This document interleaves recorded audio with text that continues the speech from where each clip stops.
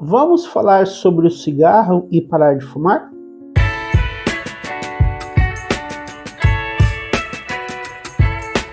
Vamos bater um papo sobre isso? Então, o que me motivou a fazer esse vídeo foi que nas últimas semanas eu recebi alguns, digamos assim, pedidos de ajuda, tá? A pessoa não entrou em contato necessariamente falando, eu quero ajuda para parar de fumar. Não, mas eu senti como um pedido de ajuda, né? Foi de alguns seguidores meus aqui no canal Excelência em Fisioterapia Respiratória. Então, um relato de uma das seguidoras foi que ela teve no médico, né? E o médico desferiu críticas a ela por ela não conseguir parar de fumar. E ela já estava alguns dias sem fumar. Só fazendo um parênteses, tá? Vocês me viram sorrindo, né, ao relatar essa situação onde o médico criticou a paciente. Isso não é no sentido de menosprezo à paciente. Pelo contrário,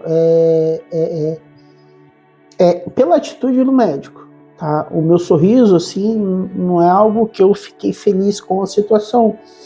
É justamente por não entender o papel de criticar o paciente e não consegue parar de fumar. O nosso papel não é criticar nenhum paciente, mas sim entender, primeiro, interpretar até que ponto a gente pode intervir no sentido de ajudar. E depois analisar, posso ajudar? Sim, posso ajudar, então eu vou ajudar. Não posso ajudar, então eu vou encaminhar para quem possa ajudar. Então foi foi um sorriso de indignação, não pela paciente, tá? Que vocês vão ver o que eu vou relatar, o caso da paciente, que poxa, ela estava vivendo um momento feliz da vida dela, que ela estava alguns dias sem fumar, e um sujeito desferiu críticas a ela que desencadeou todo um processo, tá? Então, eu fiz esse corte no vídeo e aqui, nesse momento que eu estou editando, para explicar que não foi um sorriso de deboche, tá? Não foi um sorriso de deboche, mas assim, meio que da minha indignação de não compreender a atitude, essa atitude vinda de um profissional, tá joia? Eu gostaria de deixar isso claro para que ninguém tenha uma má interpretação do que aconteceu, tá? Da minha atitude. O triste, né, dessa situação é que essa atitude do médico foi um gatilho para essa seguidora retomar o fumo. Ela ficou chateada, acabou abandonando o tratamento com esse médico e fumando. Uma outra das pessoas também seguidora aqui no canal, na que eu me lembro, ela colocou que a última espirometria dela deu um distúrbio restritivo. Em um outro momento, em outro vídeo, eu explico o que é o distúrbio restritivo, mas também ela é uma pessoa que não está conseguindo parar de fumar. Ela gostaria de parar de fumar e não está conseguindo. Primeiro ponto que eu gostaria de colocar, o que é? Para mim, dá a impressão que quando a pessoa que fuma ela é confrontada com algumas atitudes como é só parar de fumar, é você que não quer, etc, etc. O que tem que ficar claro, eu acho, que parar de fumar não é só uma questão de querer ou não querer, tá? É conseguir também. Então, assim, dentro desse universo das pessoas que fumam e têm a consciência, um grupo tem a consciência que o cigarro faz mal, outro grupo acredita que o cigarro não faz mal, tá? Por exemplo, eu tenho duas pacientes. Uma dessas pacientes, ela fuma, ela já falou para mim que não vai parar de fumar, e ela acha que eu estou errado por orientar ela que o cigarro faz mal. Ela já colocou isso para mim, e como isso é foco de conflito entre eu e ela, eu não abordo mais essa questão. Deveria abordar? Não deveria abordar? Você pode deixar a sua opinião aí nos comentários, mas eu vou explicar para vocês o porquê eu não deveria insistir nessa abordagem. Porque eu tô conseguindo, não só eu, né? Toda a equipe que cuida dela, a gente está conseguindo manter uma qualidade de vida para essa paciente mesmo com ela fumando. Então, o que eu vou ganhar se eu insistir em bater nessa tecla que ela tem que parar de fumar? Fala para mim aí também nos comentários se eu ganho alguma coisa em continuar insistindo nessa tecla, né, orientando a paciente a parar de fumar, sendo que ela já me declarou que ela não vai parar de fumar e ela acha que eu estou errado nesse meu posicionamento de que o cigarro faz mal, né? Eu acho que a gente não vai ganhar nada, a gente tem que pensar no que a gente ganha. Tá? E outra coisa que pelo menos eu e essa equipe que a gente atende essa paciente, que a gente tem que deixar bem definido, que não é só uma questão de querer ou não querer, daí já existe também uma questão da dependência do cigarro. Eu tenho uma outra paciente que ela é uma pessoa bem instruída, ela sabe que o cigarro faz mal, mas ela não vai parar de fumar. Ela já falou que ela não quer parar de fumar. E ela não quer parar de fumar. Beleza, tá tudo bem. Ela sabe que um dia... Agora, assim, por que eu acho que ela não quer parar de fumar? Também não é porque ela é uma pessoa que é do contra, que gosta de implicar, vai fazer tudo que alguém... tudo o contrário que alguém orienta, não. É porque ela é uma pessoa que está bem. Tá? Eu acompanho ela já há uns 4, 5 anos e é uma pessoa que está bem. Então, até que ponto vale a gente bater nessa tecla?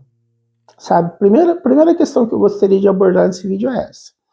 É papel do profissional orientar? É papel do profissional orientar, sim.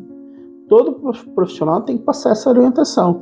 É papel do profissional ficar pegando no pé e às vezes até meio de certa forma menosprezando o paciente? Não, não é. Tá? Não é papel. Você já orientou, você já falou, beleza. Tá? Agora, nessas duas situações, ambas as pacientes, elas vêm mantendo uma qualidade de vida. Então, se essas duas pacientes estão mantendo qualidade de vida, fica até difícil abordar ou orientar que elas devem parar de fumar. Tá? Tem uma dessas duas pacientes, essa segunda que eu falei que é a mais instruída, a espirometria dela, as últimas aí veio normal, foram normais. Então é difícil. Apesar que a minha opinião como profissional é que elas deveriam batalhar para parar de fumar. Isso porque o cigarro ele traz algumas alterações no organismo que são prejudiciais e em algum momento isso vai vir à tona, tá? Isso é a minha opinião profissional, mas vocês entendem o que eu quero falar aqui. Não tem como você tentar mostrar para elas que faz mal e por causa disso elas precisam parar de fumar. Elas estão bem, tá? Agora, o porquê aí, o porquê e os malefícios do cigarro, a gente vai deixar para um outro vídeo que não é o foco desse vídeo.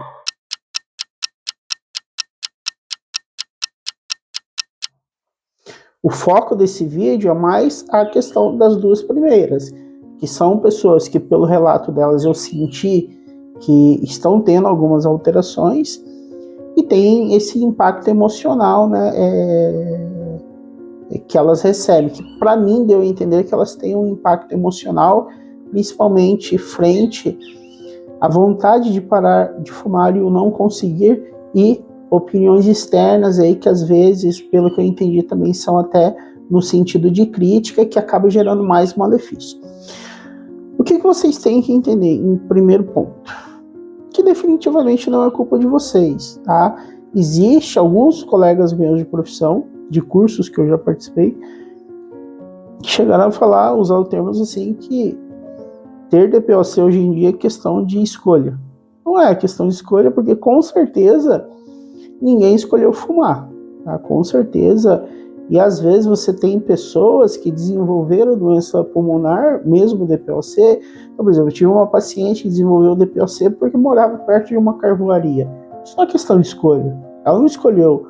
Foi algumas consequências da vida dela que fizeram com que ela morasse perto de uma carvoaria, tá? Durante anos, uns 2, 3 anos no começo da minha profissão, eu atendi uma paciente com DPOC que a filha criticava a paciente adoidado.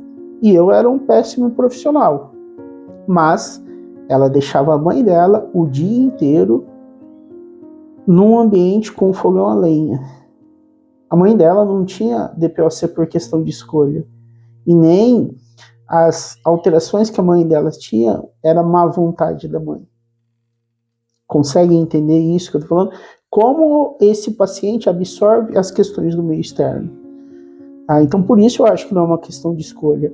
Independente de eu não ser um psicólogo, quando eu for abordar o meu paciente, isso para mim precisa estar claro.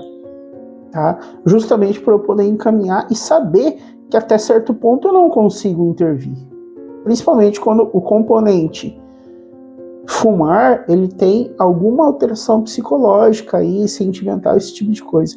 Que como não é minha área, eu peço perdão para vocês se eu estiver usando termos assim que não sejam adequados, tá? Eu estudo algumas questões da psicologia porque envolvem a minha vida profissional, mas eu não sou psicólogo para falar com autoridade desses aspectos. Tá? Mas existe esse fator que você não consegue. Então, por exemplo, eu tenho os meus vícios, tenho compulsão por refrigerante de cola. Não vou falar a marca aqui, mas já teve situações aí de eu sair na madrugada e ir atrás do refrigerante. Isso é vício. Tá? No meu caso, eu tenho uma autonomia para controlar esse vício. Agora, não é todo mundo que tem, tá? Agora, existem formas da gente poder tentar controlar isso. Primeiro ponto, o que é? Evitar gatilhos.